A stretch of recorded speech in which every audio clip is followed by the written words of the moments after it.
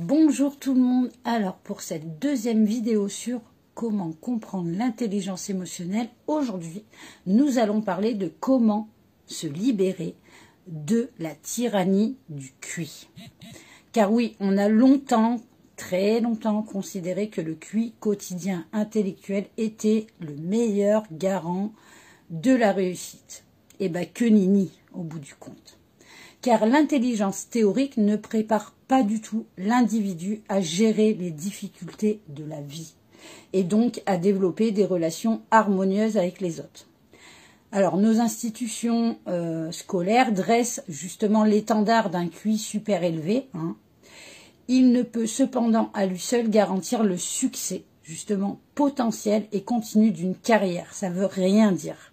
Et encore moins le bonheur dans une vie. Vous avez beau avoir un super QI, ça ne garantira pas justement le bonheur dans votre vie ou même que vous aurez une carrière de ouf, etc.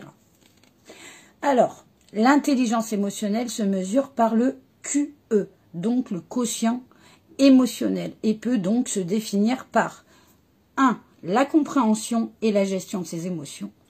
2. La capacité justement à se connecter à ses émotions et à celles d'autrui, et surtout à la façon d'y réagir.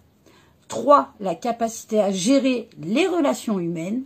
Et 4. Le développement des émotions et la gestion des conflits.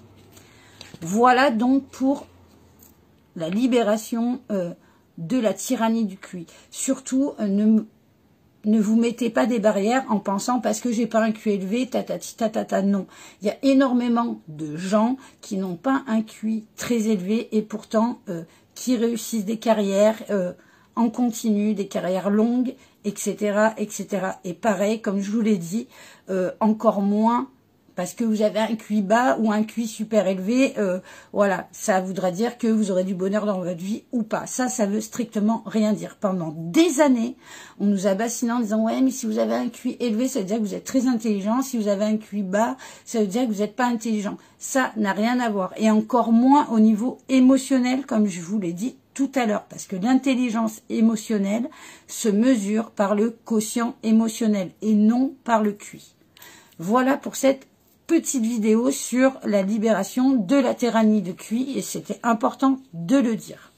En troisième vidéo, vous retrouverez donc la règle numéro 3 de comprendre l'intelligence émotionnelle et là nous parlerons de comment être attentif à notre conscience de soi. À la prochaine. Tchuss.